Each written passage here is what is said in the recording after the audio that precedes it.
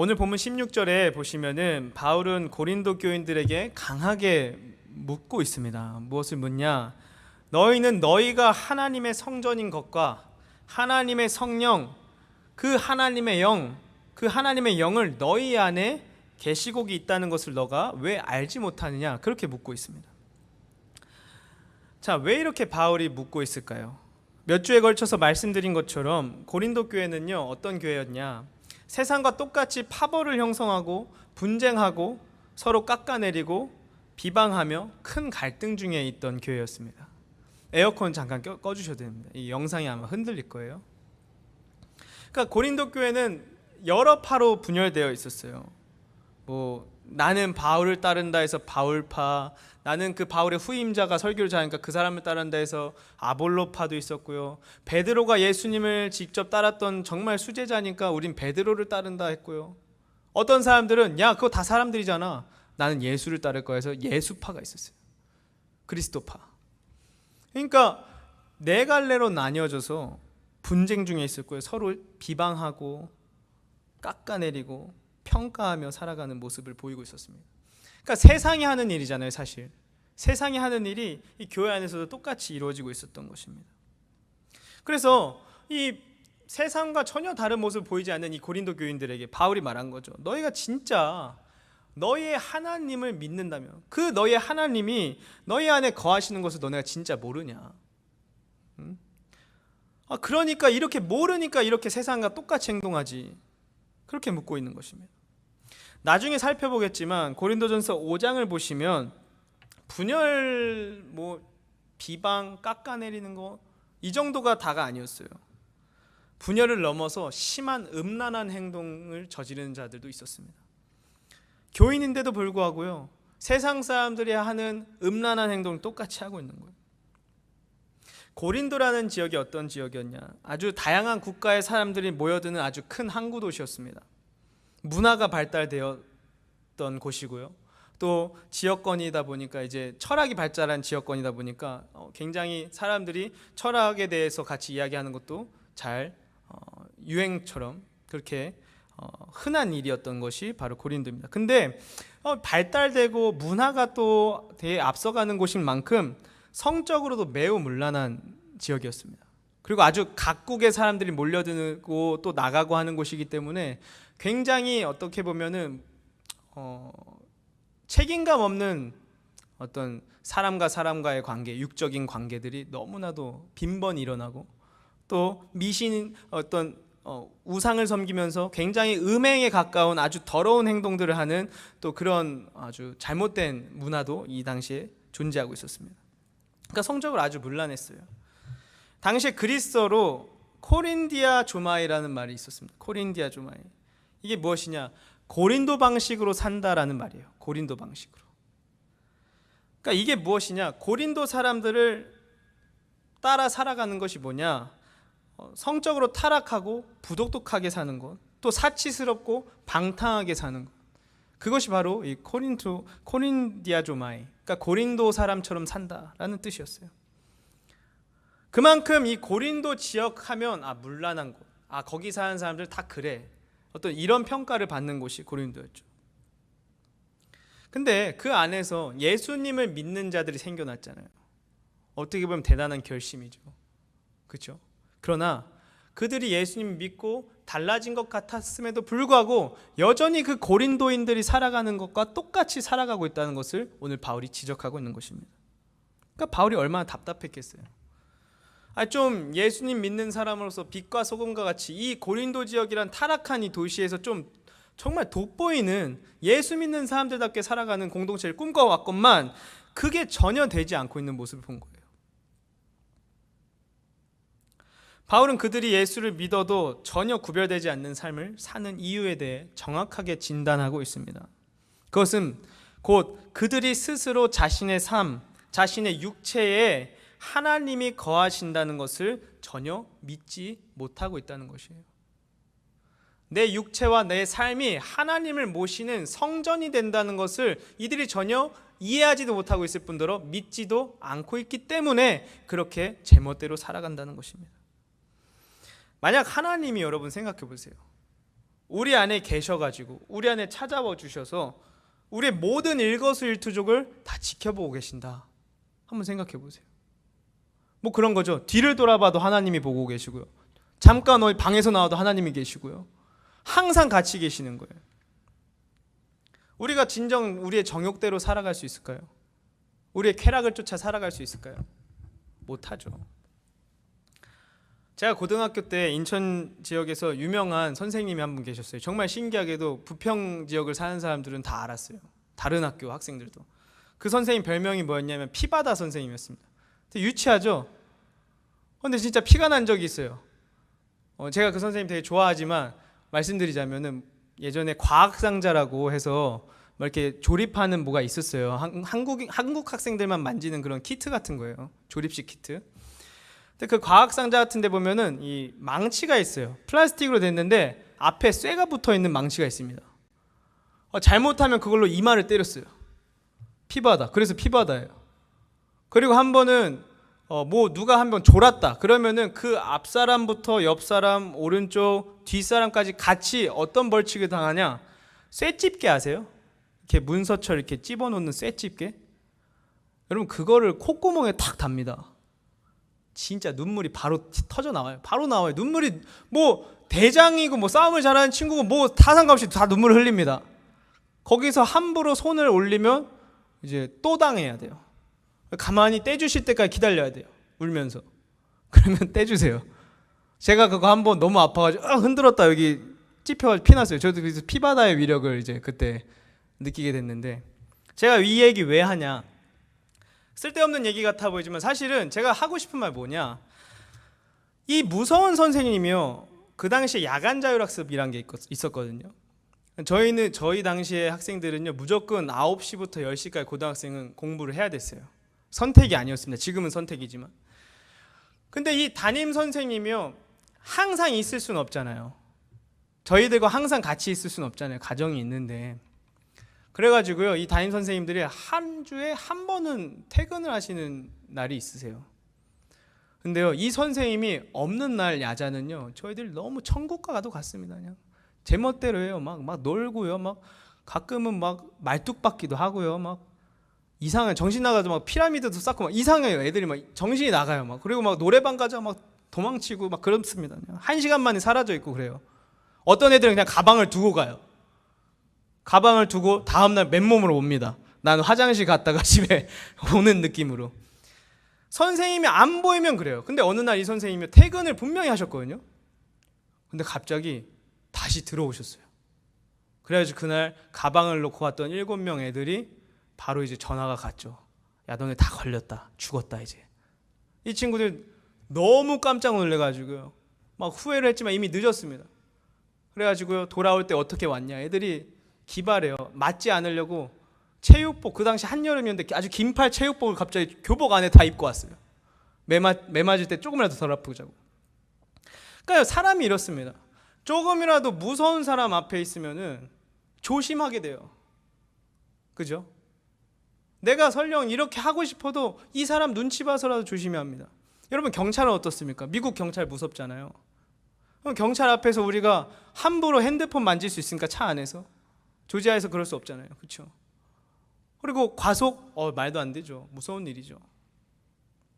사람이 그렇습니다. 무서운 사람, 힘 있는 사람 앞에서 함부로 못해요. 근데요 우리는 하나님 앞에서는 어떻게 하고 있나요? 오늘 성경이 말하는 거, 하나님이 우리와 함께 하신다고 합니다. 하나님이 우리 안에 거하신대요. 그럼 우리 안에 거하신다는 것은 우리가 어디를 가든 간에 하나님이 우리와 함께 하시는 거예요. 우리 안에 계시니까 우리가 분리될 수가 없는 거예요. 근데 이 사실을 믿는 사람들이 어찌 우리 삶을 제멋대로, 내 뜻대로, 내 본성에 따라 살아갈 수 있겠습니까? 문제가 있는 것이죠. 우리가 하나님이 보이지 않는다는 이유로 그분이 우리 삶에 함께 하신다, 우리 삶에 거하신다는 것을 애초에 믿지 않고 있는 거예요. 보이지 않으니까. 여러분 만약에 하나님 보이시면 어떻게 우리가 그럴 수 있겠습니까? 절대로 그렇지 못하죠. 믿지 않으니까 그러는 것입니다. 사랑하는 청년 여러분, 우리가 날마다 하나님께서 우리에게 함께 하시는 것을 믿는 믿음으로 사는 청년들 되길 소망합니다. 아멘. 아멘. 우리의 육체는요, 우리의 삶은요, 하나님을 모시는 성전과도 같습니다. 그래서 그 성전을 우리의 정욕에 따라 마음대로 내가 더럽히고 훼손시키는 것은요, 어떻게 보면 하나님이 우리 삶 가운데 거하고 싶으시지만 거할 수 없게 만드는 장애물이 될 수 있습니다. 여러분, 제가 자주 이야기하지만 흰 옷을 입은 사람이 어찌 더러운 곳에 앉을 수 있겠습니까? 그렇죠? 마찬가지로 하나님같이 거룩하신 분이 어찌 더러워진 성전이 어떻게 더러워진 그 폐허가 된 성전 속에 거하실 수 있겠습니까?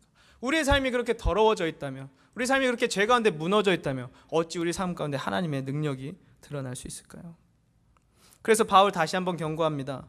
17절에 말합니다. 누구든지 하나님의 성전을 더럽히면 하나님이 그 사람을 멸하시리라. 하나님의 성전은 거룩하니 너희도 그러하니라. 자, 여기서 더럽힌다라는 말은요, 멸하신다라는 말이랑 원어가 같습니다. 동일한 그리스어를 쓰고 있어요. 정확하게 말하자면 붕괴시키다, 무너뜨리다라는 말이 좀 더 맞습니다. 그러니까 누구든지 하나님의 성전을 무너뜨리려고 한다면 하나님은 반드시 그 사람을 같이 무너뜨리신다는 거예요. 무서운 말씀이죠. 누군가가 하나님의 성전인 교회를 무너뜨리려고 하고 그 안에 파벌을 형성하려 하고 그 안에서 누군가를 험담하고 또 목회자에 대한 비방을 함으로써 이 하나님 안에 있는 공동체를 붕괴하려고 한다면 하나님께서 그 사람을 벌하실 것이라는 무서운 경고입니다. 이뿐만 아니라 하나님을 모시는 성전과도 같은 우리의 삶 역시 하나님을 모시는 성전답게 거룩하게 이 세상과 구별된 삶을 살아가지 않는다면 우리 또한 하나님의 인내의 끝이 다다른 그 순간에 심판을 피하지 못하게 된다는 것이죠. 무서운 경고입니다. 우리가 이 말씀을 좀 기억했으면 좋겠습니다. 여러분, 거룩함이란 구별되는 것이라는 거예요. 구별되는 것.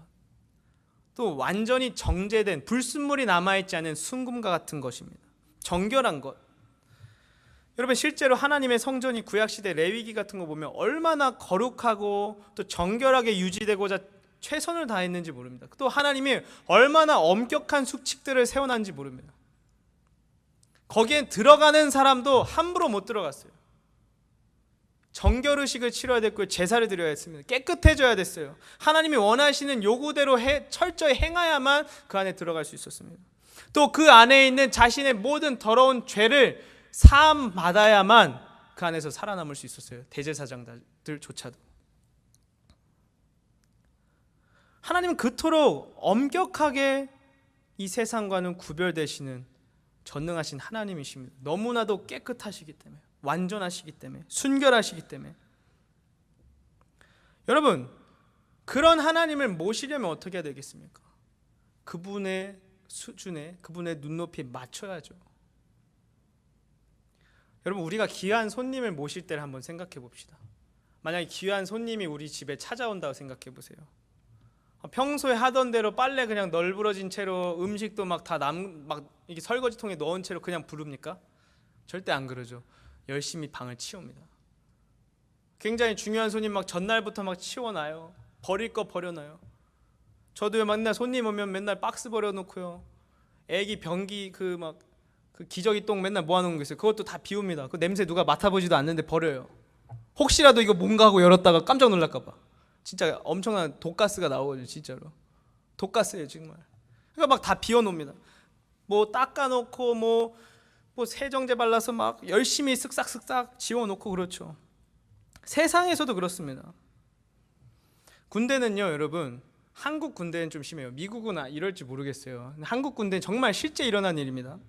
사단장이요, 우리 지금 부대가 있는 곳을 헬기를 타고 지나간다는 소식을 접하잖아요. 그러면 전 부대원을 끌고 나와서 무슨 일을 하냐? 물 청소를 시킵니다. 아스팔트 길을. 이해가 되세요? 사단장이 거기 걷는 것도 아니에요. 그냥 헬기로 보면서 지나간대요. 근데 지나가는데 그 위에서 보실 때 아스팔트 길이 아주 까맣게 보이라고 그걸 물 청소하고 앉았습니다. 세상에서도 이래요. 높은 사람이 오면 그 정도로 열심히 뭔가 치우고 그 사람에 맞게 행동하려고 합니다. 그 사람을 모시기 위해서. 근데 우리가 어찌 이 전능하신 하나님을 모시면서 우리의 삶을 모실 때 우리 삶을 정돈하지 않을 수 있겠습니까? 어떻게 세상 사람들이 살아가는 것과 똑같이 그대로 우리 삶을 더럽히면서 살아갈 수 있겠습니까? 여러분에게만 하는 말이 아니라 이것은 저에게도 정말 필요한 말씀입니다. 구별됨이 필요합니다. 우리에게는. 아멘. 세상과 구별되어야 됩니다. 오늘날 많은 그리스도인들이요, 하나님의 능력, 하나님의 임재를 경험하지 못한다고 많이들 토로해요. 힘들어합니다. 아니, 왜 성경에서는 일하시면서 역사 속에선 수많은 사람들 가운데 함께 하셨는데 왜 지금은 주님의 능력을 드러내시지 않으시냐? 왜 지금은 한국 교회 가운데 또 미국 교회 가운데 왜 침묵하고 계시냐? 그런 의문을 갖는 이들이 있습니다. 그러나 기억하십시오.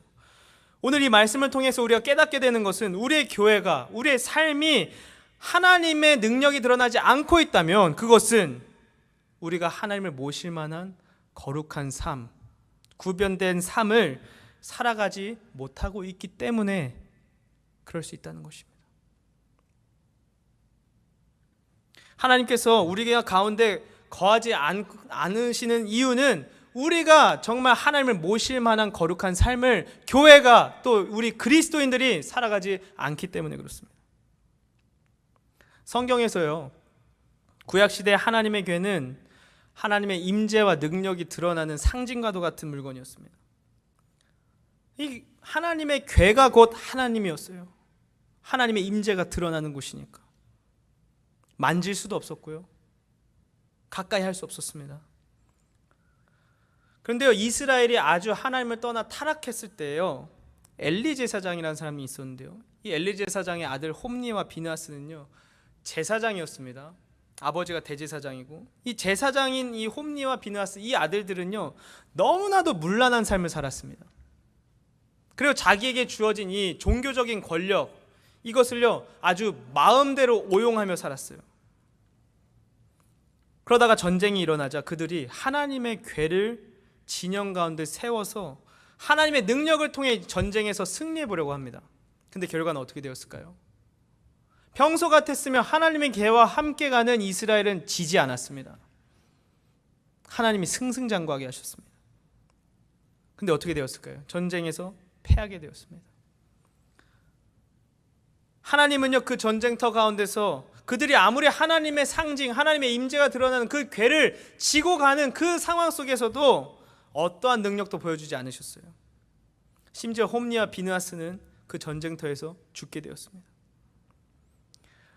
우리는 우리가 드리는 예배, 우리의 종교적 행위들이 우리를 지켜주실 거라 믿고 있습니다. 내가 예배 드렸으니까 오늘 하나님이 나 잘 봐주시겠지.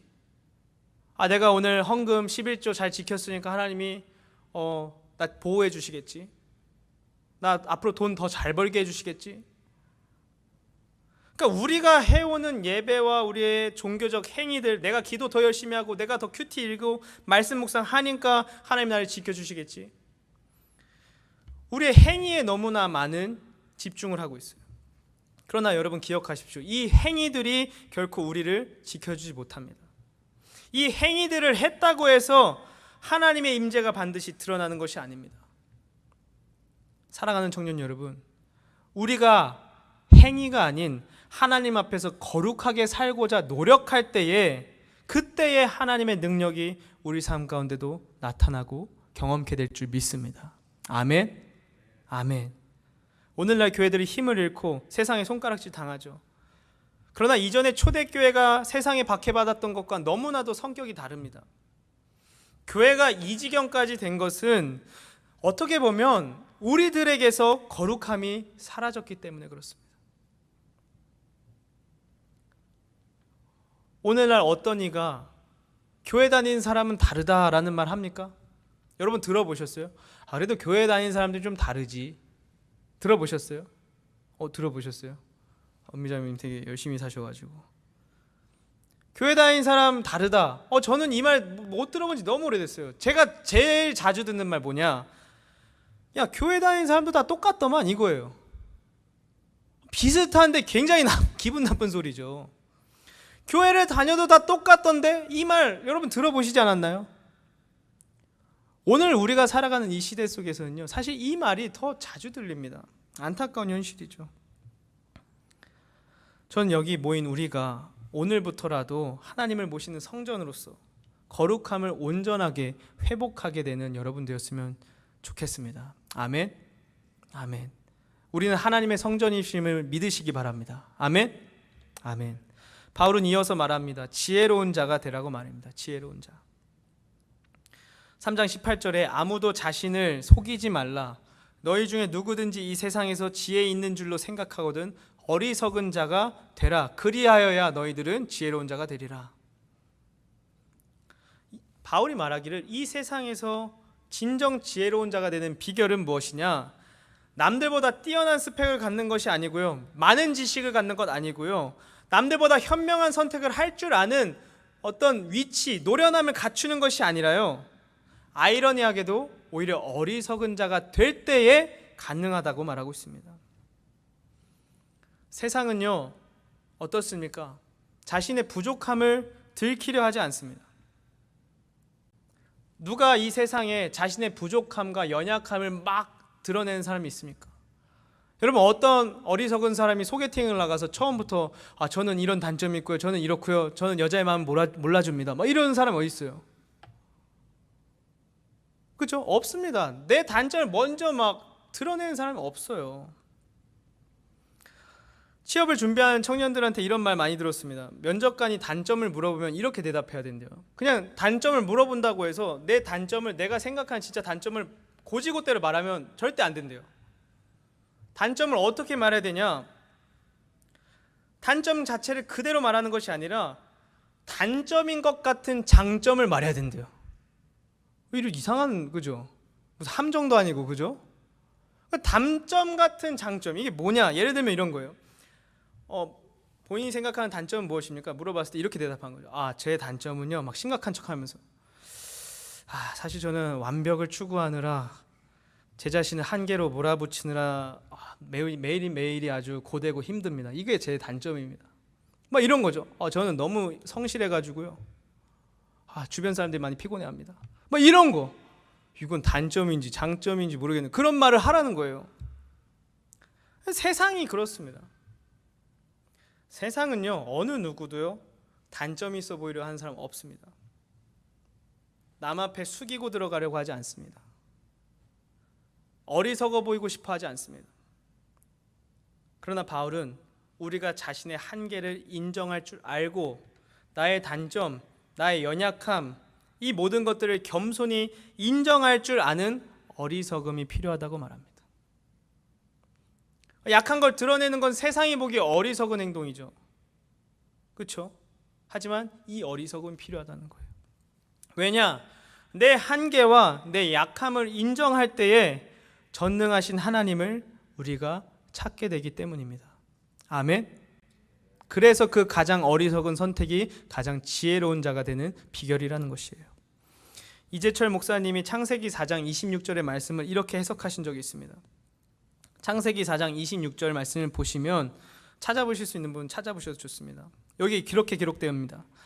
이렇게 기록되어 있어요. 셋도 아들을 낳고, 셋이 이름이에요. 셋도 아들을 낳고 그의 이름을 에노스라 하였으며 그때에야 사람들이 비로소 여호와의 이름을 불렀더라. 아멘. 자, 이게 어떤 상황이냐면, 이제 아담이 낳은 아들 중에 가인과 아벨 중에 어떻게 됐죠? 가인이 아벨을 죽임으로써 쫓겨나게 되었어요. 비극이죠. 이 가정에 불어닥친 비극입니다. 어떻게 보면 인류의 가장 큰 죄악인 살인이 처음으로 일어났어요. 얼마나 절망 중에 있었겠습니까? 근데 하나님께서 이 아담의 가정에 셋이라는 아들을 주셨어요. 새로 주셨어요. 그리고 그 셋이 아들을 낳습니다. 그게 에노스였어요. 근데 이 에노스라는 이름의 뜻이 무엇이냐? 죽을 수밖에 없는 존재라는 것입니다. 죽을 수밖에 없는 존재. 즉, 죽을 수밖에 없는 존재인 이 에노스라는 이름을 붙여준 것은 셋이, 이 아버지인 셋이 그 삶의 과정들을 통해서 깨닫게 된 거예요. 아, 우린 죽을 수밖에 없는 존재구나. 하나님 앞에 정말 지극히 초라한 존재구나. 여러분, 가인이 아벨을 해했습니다. 자기 마음에 들지 않고 정말 미워가지고 자기 멋대로 그 생명을 빼앗아 갔어요. 근데 여러분, 생명은 누가 주셨어요? 하나님이 주셨죠. 근데 하나님이 주신 것을 자기 멋대로 취했습니다.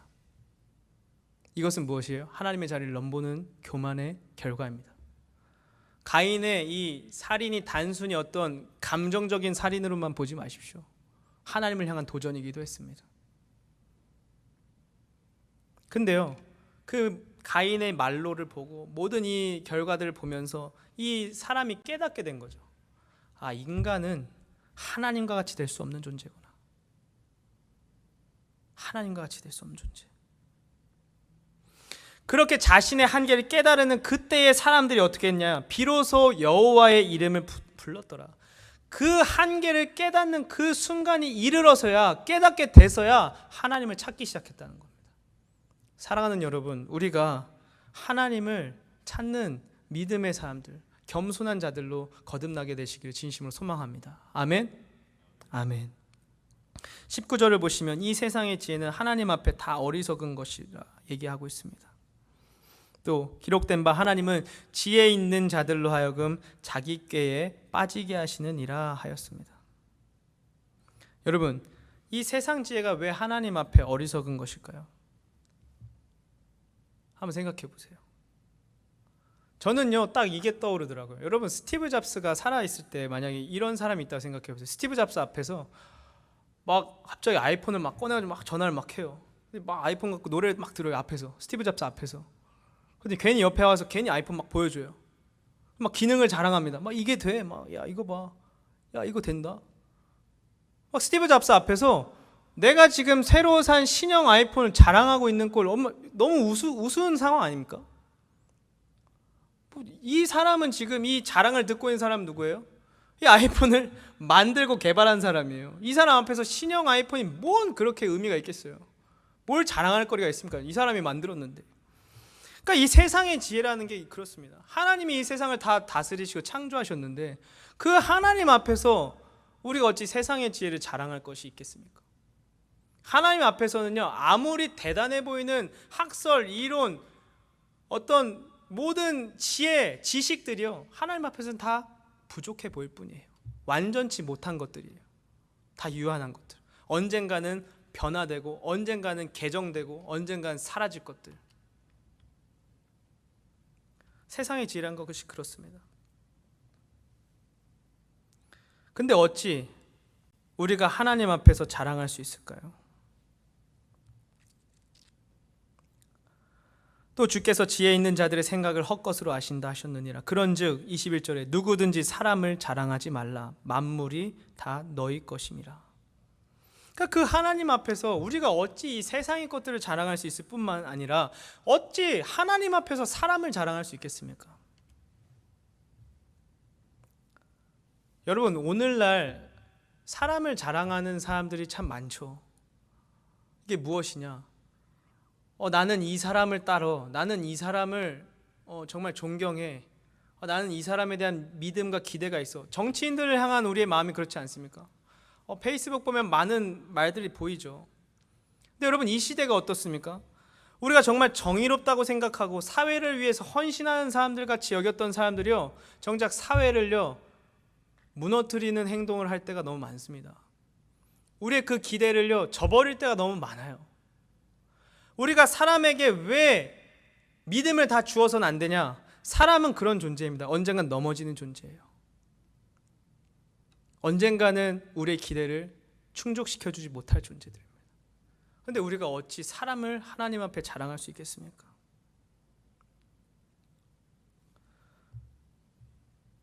우리가 사람을 자랑하지 않았으면 좋겠습니다. 근데 우리들은 어떻습니까? 나는 어떤 그룹에 속해 있어. 나는 어느 사람의 밑에서 일해. 이런 거 자랑할 때 너무 많잖아요. 그렇죠? 저는 우리가 그 세상에서 누군가에 속해 있는 것을 자랑하는 사람들이 아니라, 어떤 기업에 속해 있는 것을 자랑하는 것이 아니라, 어떤 사람 밑에서 공부한 것을 자랑하는 것이 아니라 하나님께 속한 것을 자랑할 수 있는 자들 되길 소망합니다. 아멘. 하나님에 속한 것을. 그런즉 누구든지 사람을 자랑하지 말라. 만물이 다 너희 것임이라.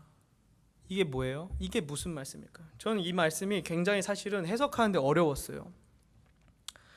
그리고 이어서 말씀하죠. 바울이나 아볼로나 게바나 세계나 생명이나 사망이나 지금 것이나 장래의 것이나 다 너희의 것이요 너희는 그리스도의 것이요 그리스도는 하나님의 것이니라. 아멘. 자, 이 말씀이 뭘까요? 무엇을 의미하는 걸까요? 간단히 말하면 그것입니다. 지금 22절에 바울이나 아볼로나 게바나, 왜 이 바울, 아볼로, 게바를 언급하고 있을까요? 고린도 교인들이요, 나는 바울에게 속했어, 나는 아볼로에게 속했어, 나는 게바에게 속했어, 이것을요 그대로 비틀어서 지금 사용하는 거예요. 너희는 아볼로, 바울, 게바에게 속한 것이 아니라 만물을 다 창조하신 하나님의 것이다를 다시 한번 기억하게 하는 거예요. 왜 만물이 다 우리의 것이에요? 하나님이 만물을 다 창조하셨는데 그 하나님의 아들이잖아요, 우리가. 근데 우리가 우리 다 하나님의 아들 딸들인데 이 세상에서 왜 이 세상의 것들 가지고 자랑합니까? 하나님이 우리 아버지 되신 것을 자랑해야죠. 내가 하나님의 것임을 자랑해야죠. 내가 만물을 창조하신 하나님께 속한 사람임을 자랑할 줄 알아야죠. 내가 지금 자랑하고 있는 것도 하나님이 만드신 것이고 하나님이 가능케 하신 건데 그 하나님을 자랑할 줄 알아야죠. 그 하나님 앞에서 자랑하는 우리의 세상의 것들 너무나도 허무한 것들 많습니다. 이 세상의 지혜란 게 그렇습니다. 핸드폰 업체도 그렇습니다. 노키아 아시죠? 노키아. 1998년에 노키아가요 미국 모토로라를 제치고 세계 1위의 휴대전화 제조업체였습니다. 그리고 2007년 말에는 세계 휴대폰 시장의 40%를 육박하는 점유율을 기록했습니다. 또 핀란드 수출 물량의 20%를 차지했고요. 핀란드 GDP 국내 총생산의 약 25%에 해당될 정도로 엄청난 거대 기업으로 성장을 하게 되었습니다. 2007년에요. 근데 2013년에 어떻게 되었어요? 마이크로소프트에게 인수당하고 맙니다. 세계 최고의 핸드폰 업체였는데 지금은 사라져버렸어요. 베스트셀러 작가인 데이비스 로즈가 이런 노키아의 아쉬운 결말을 이렇게 표현하더라고요. 20세기에 성공하도록 만들어진 회사라면 21세기에는 실패할 수밖에 없다. 20세기에 성공하려고 만들어졌고 성공을 했어도 21세기에는 실패할 수밖에 없는 게 우리 세상의 지혜입니다. 그게 세상의 지혜예요. 허무합니다. 근데 하나님 앞에서 21세기, 20세기도 아닌 이 세상, 이 태초부터 지금까지 모든 세상을 다스리시고 창조하신 하나님을 우리가 두고 어찌 세상의 것들을 자랑하고 우리가 어찌 세상의 것에 속한 것처럼 살아갈 수 있겠습니까? 여러분, 우리의 마음을 어디다 두고 있는지 좀 기억해 봤으면 좋겠어요. 여러분은 누구의 것입니까? 여러분, 나 자신을 누구의 것이라 생각하고 있어요? 혹은 여러분은 지금 어떤 것에 집착하며 살아가고 있습니까? 잘 돌아보면 우리가 의지하고 있는 세상의 것들이 드러나게 됩니다. 그게 명예일 수도 있고요. 그게 재산일 수도 있습니다. 부를 축적하는 것일 수도 있습니다. 그게 성공일 수도 있습니다. 그게 사람들에게 인정받는 것일 수도 있어요. 혹은 그게 사회적 위치일 수도 있습니다. 지위. 아니면 행복일 수도 있어요. 아들, 딸 낳고 잘 사는 것, 이런 것. 그것도 우리에게 우상이 될 수 있습니다. 그게 우리가 의지하는 것들이 될 수 있어요. 우리가 행복 안에 속한 사람이 될 수 있어요. 행복만을 찾아 살아가는 사람들, 나의 행복이 우선되는 사람들. 여러분, 그게 아니라 우리를 행복하게 하실 수 있는 하나님을 따라 살아가는 사람들, 우리를 행복하게 만들어 주실 수 있는 하나님을 더 의지하는 믿음의 사람들 되길 진심으로 소망합니다. 아멘. 아멘. 그래서 오늘 바울은 말하는 것이에요. 우리는 하나님의 것입니다. 다시 돌아와서 생각하면요, 이 세상에서 우린 부러울 것이 하나도 없고 자랑할 것이 하나도 없어요. 왜요? 우리의 아버지 되신 하나님이 이 세상을 다스리시고 창조하셨으니까. 그리고 그분이 나를 너무나도 사랑하세요. 그분이 나를 위해서 죽기까지 하셨어요. 하나뿐인 아들을 아끼지 않으셨어요. 그 정도로 우리를 사랑하세요. 그러니까 자랑할 게 없습니다. 우리는 하나님의 것이에요. 자랑스러운 하나님의 것이라는 거예요. 근데 여러분, 하나님의 것이라면 앞서서 이야기했던 것처럼 우리가 우리의 삶을 내 멋대로 살게 방치해둬서는 안 되는 것입니다. 아파트도요, 미국은 특히 그렇잖아요. 제가 깜짝 놀란 게 미국에서 렌트 계약을 하는데 너무 놀랐어요. 계약서가 너무 두꺼워가지고 야, 이거 무슨 영어 공부하는 수준으로 읽어야 되는 거예요. 근데 너무 세부 조약들이 많아요. 막 뭐 벽에 못을 박으면 안 되고, 애완견은 무슨 종은 가져오면 안 되고, 뭐 별의별 규칙들이 다 있습니다. 왜 그렇습니까? 이 집이 내게 아니라서 그러는 거예요. 이 집이 주인이 있기 때문에 주인이 원하는 대로 살아야 되는 거예요. 그리고 주인이 원하는 그 집의 모습을 유지해 줘야 되는 것입니다. 아파트 렌트도 그래요. 근데 마찬가지로 우리 삶이 내 것이 아니라 하나님의 것이라면 우리 제멋대로 살아갈 수 있을까요? 잠시 벽에 액자 박을 수 있어요. 잠시 카펫 떼낼 수 있어요. 내 멋대로 말아둘 수 있어요. 하지만 돌아갈 때 반드시 주인이 원하는 대로 해야 됩니다. 우리 삶도 그래요. 잠시 내 뜻대로, 내 멋대로, 내 정욕에 따라 살아갈 수 있어요. 잠시 내 쾌락을 쫓아, 내 편의를 쫓아 따라갈 수 있어요. 하지만 우리가 구원에 이르려면 하나님의 법도에 따라 온전히 회복되어야 되는 줄 믿습니다. 회복되지 않고선 구원받을 수 없습니다. 아멘. 우리가 온전히 믿음으로 주님께 돌아가야 돼요. 주님께 돌아가지 않고 주님이 예뻐하시는 정말 믿음의 자녀들로 거듭나지 않고서는 구원에 이를 수 없는 것입니다. 우리가 잠깐 내 멋대로 벽에 액자 받고 그냥 그렇게 나가버리면 벌 받죠. 디파짓 돌려받지 못하는 거예요. 위약금 무는 거예요. 마찬가지로 우리가 하나님의 뜻이 아닌 내 멋대로 우리의 삶을 살아간다면, 내 멋대로 하나님이 거하시는 성전인 이 내 육체와 내 삶을 더럽힌다면, 죄 가운데 머물게 한다면 우리는 그 값을 지불하는 날이 올지도 모릅니다. 사랑하는 청년 여러분, 하루라도 빨리 하나님께로 돌아가길 소망합니다. 하루라도 빨리 하나님이 내 삶에 거하시는구나 믿는 마음으로 오늘 이 시간 회개하고 내 삶을 정결케 하기를 소망합니다. 주님이 우리에게 약속하시기를 우리가 모든 죄를 주님 앞에 고백하고 회개할 때 주께서 용서하신다 약속하셨습니다. 그리고 그 죄값도 십자가에서 다 치러 주셨습니다. 아멘. 우리가 그 믿음으로 다시 한번 회개하는 마음으로, 주님, 내 삶의 주인은 주님이십니다, 그렇게 고백하며 나아가는 우리 청년들 되었으면 좋겠습니다. 찬양팀 나와주실래요? 우리 같이 찬양하겠습니다.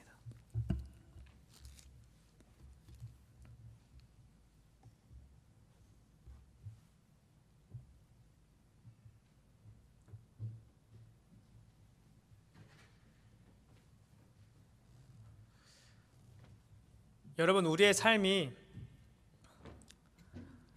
지금 돌아보았을 때 저도 그렇습니다. 하나님 앞에 너무 나태하고 영적으로 게으르고 하나님 앞에 너무나도 부족하여서 고개를 들지 못할 때가 있습니다. 때로는 말씀을 준비할 때마다 너무나도 내 죄가 드러나서, 항상 성경 말씀 앞에 서면 내 죄가 드러나게 돼 있거든요. 하나님의 말씀을 통해서 내 부족함을 깨닫게 되거든요. 그럼 너무 힘들어져요. 내가 여전히 죄인인데 어찌 이 말씀을 전할 수 있을까? 이것을 어떻게 선포할 수 있을까? 부끄러워집니다. 고뇌하게 돼요.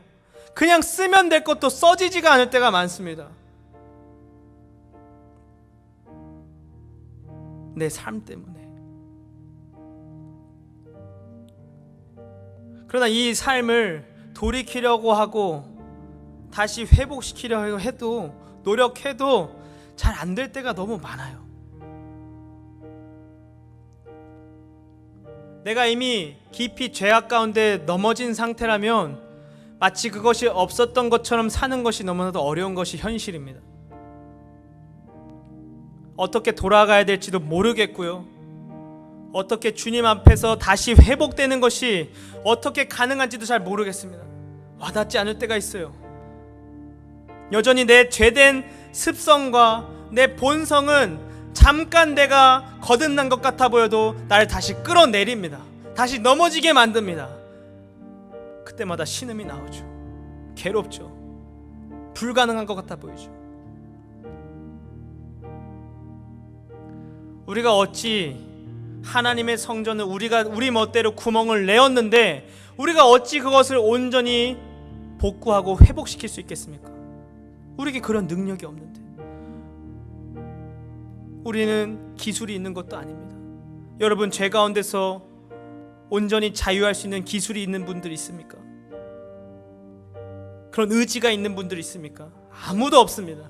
해 아래에 아무도 없습니다. 자신의 의지로 거듭날 수 있는 사람 없습니다. 그러면 우리는 어떻게 용서받고 어떻게 거듭나여져서 하나님을 우리 가운데 거하시도록 인도할 수 있을까요? 모실 수 있을까요? 초청할 수 있을까요? 여러분, 그리 어렵지 않습니다. 그 성전의 주인이신 주님께서 용서해 주시면 됩니다. 내가 그 성전을 더럽혔을지라도, 내가 그 성전에 못을 박았을지라도 주인이 괜찮다고 하면 괜찮은 것입니다. 주인이 괜찮다고 하면 아무 일도 없던 것처럼 괜찮을 수 있습니다. 용서받을 수 있습니다. 면제될 수 있습니다. 자유로워질 수 있습니다. 징계받지 않을 수 있습니다.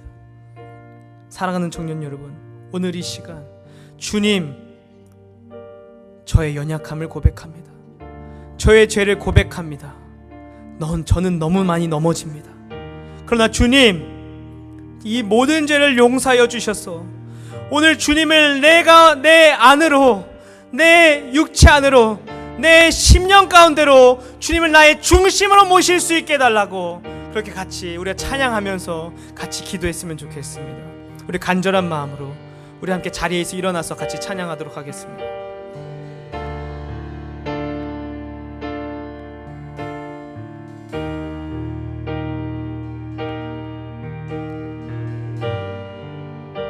우리 시간 함께 같이 가사를 우리의 고백처럼 우리의 한 음성으로 목소리 높여 주님을 찬양하고 주님 안에서 회복되는 시간 되길 소망합니다. 주님께서 오늘 여러분을 만나 주실 줄 믿습니다.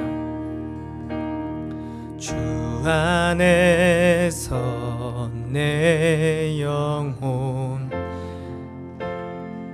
다시 태어나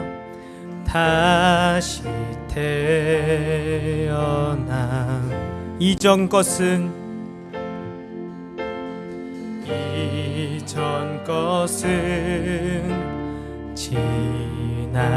지나고 새롭게 됐네. 죄로 물든 내 모습, 죄로 물든 내 모습, 예수와 함께 죽고 예수와 함께 죽고 부활 생명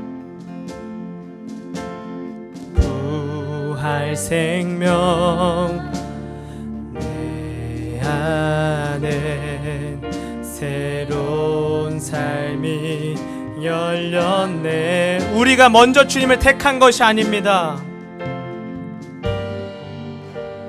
너희가 나를 택한 것이 아니요, 내가 너희를 택하였니. 내가 너희를 택하여 세웠나니 오직 내 안에 오직 내 속에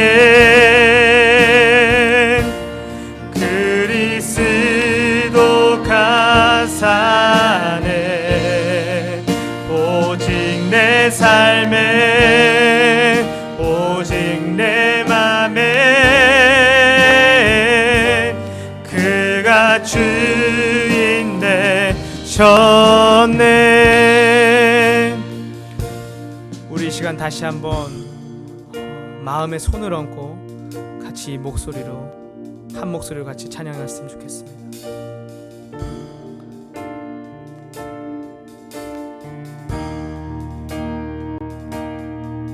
주 안에서 내 영혼, 주 안에서 내 영혼 다시 태어나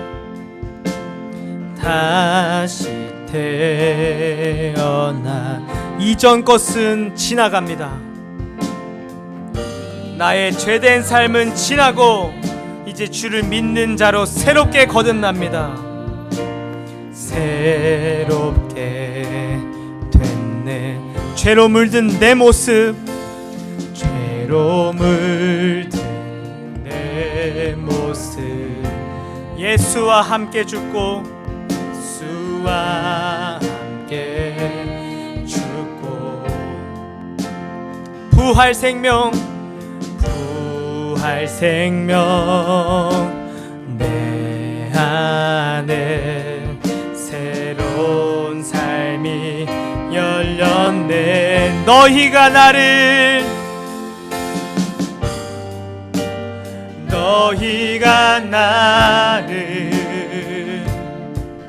택한 것이 아니. 하나님이 우리를 택하셨습니다. 그분이 먼저 우리를 사랑하셨습니다. 우리가 아무리 부족하고 연약할지라도, 우리가 원수같이 살아왔을지라도 주님이 우리를 먼저 사랑하셨습니다. 오직 아멘. 오직 내 속에 주님이 사십니다. 아멘. 오직 내 속에 오직 내 맘에 그가 주인 되셔. 오직 내 안에 오직 내 속에 그리스도가 사네. 오직 내 안에 오직 내 맘에 그가 준 내 생명. 아멘. 내 생명 그 안에 그의 생명 내 안에 나의 삶이 이전과 같을 수 없네. 내 생명 그 안에 그의 생명 내 안에 나의 삶이 이전과. 우리 다 함께 손을 들고 찬양합시다. 아멘. 오직 내 안에 아멘. 주여 하나님.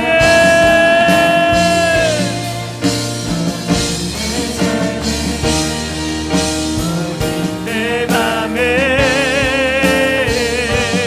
그가 주인. 우리 함께 찬양합시다. 오직 내 안에 아멘. 주님이 우리 안에 거하실 줄 믿습니다. 우리가 주님께 우리 모든 더러움을 회복하며 간절히 바랄 때에, 우리가 고백할 때에 주님께서 우리를 회복시켜 주실 줄 믿습니다. 주님이 오늘 이 시간 우리에게 찾아와 주실 줄 믿습니다. 우리 이 시간 주여 한번 외치고 우리의 삶을 돌아보며 우리의 성전을 더럽혔던 우리의 삶의 모든 더러운 순간들을, 우리의 죄된 습성들을 이 시간 주여 한번 외치고 다같이 회개함으로 나아가도록 하겠습니다. 이 시간 함께 주여 한번 외치고 하나님 서로 기도하겠습니다. 주여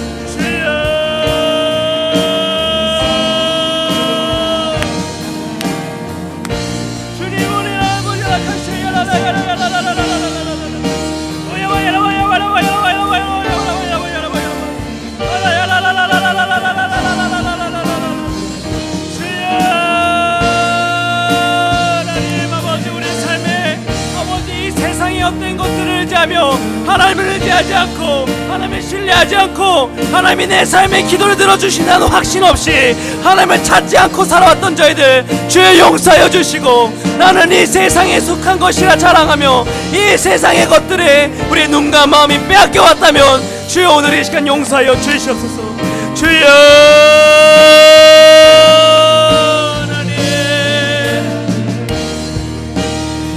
시간 헛된 것을 잡고 있었던 우리들을 이 시간 회개하기 소망합니다. 이 세상의 것에 우리 눈과 마음이 빼앗겼던 것을 이 시간 주님께 회개하기 소망합니다. 주여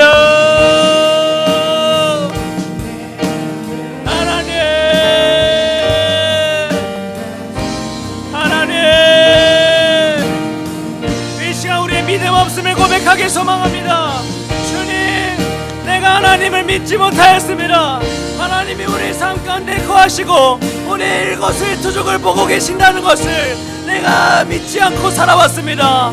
그래서 내 멋대로 하나님이 보이지 않으니까 내가 내 뜻 따라서 내 육신의 본능을 따라 그렇게 하나님이 거하시는 성전을 더럽히며 살아왔습니다. 주여 주여 용서하여 주시옵소서. 주여 이 기도가 헛된 기도가 아니라, 이 기도가 거짓된 기도가 아니라 우리의 심령에서 나오는 진실 어린 기도가 되길 소망합니다. 주여 하나님,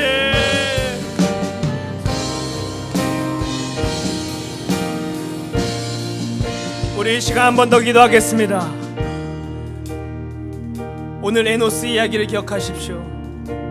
우리는 언젠가 다 죽어서 재와 같이 흙이 되어 정말 흩날리는 존재와 같이 언젠가는 다 죽게 될 존재입니다. 우리는 유한한 존재입니다. 우리는 그렇기 때문에 연약합니다. 우리는 그렇기 때문에 우리 삶을 온전케 하는 것도 가능하지가 않습니다. 우리는 그렇기 때문에 죄 앞에서 우리는 견뎌낼 수가 없습니다. 죄와 싸워 이길 수가 없습니다. 우리는 그렇기 때문에 우리의 불신앙과 싸워 이길 수 없습니다. 그래서 우리는 주님의 도우심이 필요합니다. 우리는 그래서 주님을 부르짖어야 합니다. 우리는 그래서 성령을 모셔야 됩니다. 오늘 이 시간 성령이셔 나를 구원하여 주시옵소서. 성령이셔 나에게 믿음을 주시옵소서. 성령이셔 나에게 찾아와 주시옵소서. 우리 이 시간 주여 한번 외치며 기도하며 나아갈 때 성령의 도우심을 간절히 구하며 성령의 임재를 구하는 마음으로 주여 한번 외치고 하나님 성으로 기도하도록 하겠습니다. 주여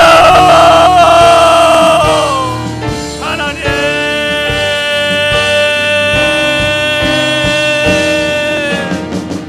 주님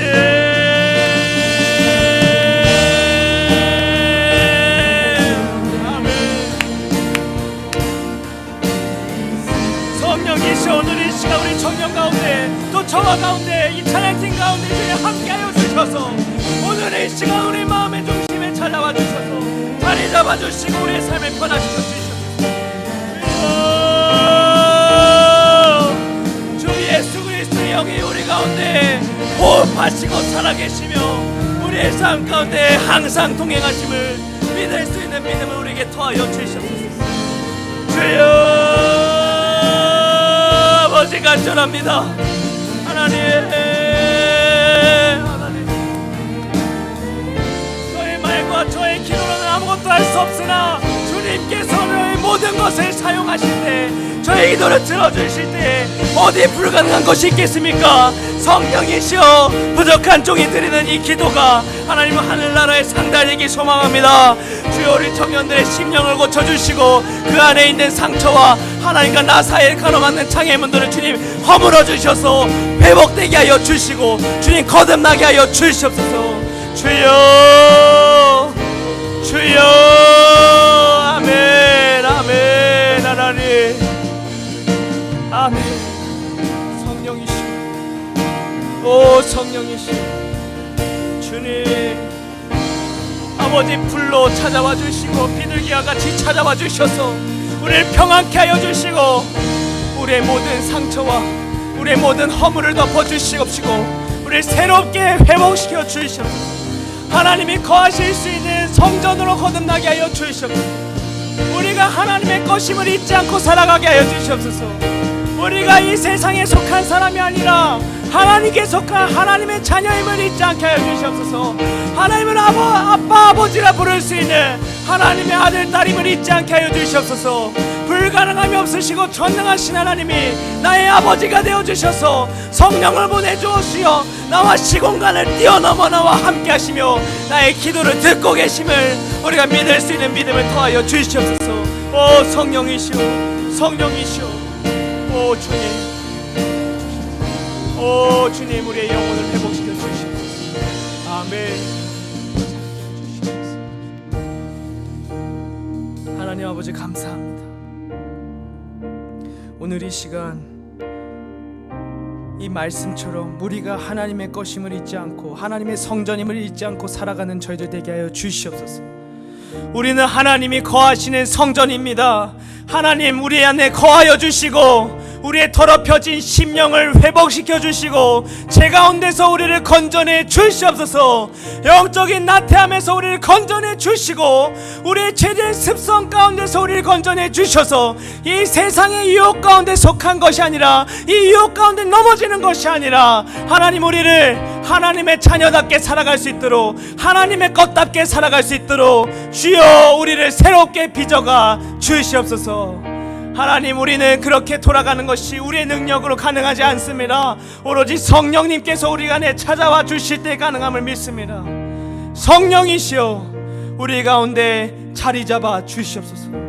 우리 삶의 태양과 같이 빛나는 중심이 되어 주셔서 우리 삶에 우리가 해내야 될 수많은 것들이 주님 이 태양과도 같은 빛 대신 주님을 인해서 가능케 되길 소망합니다.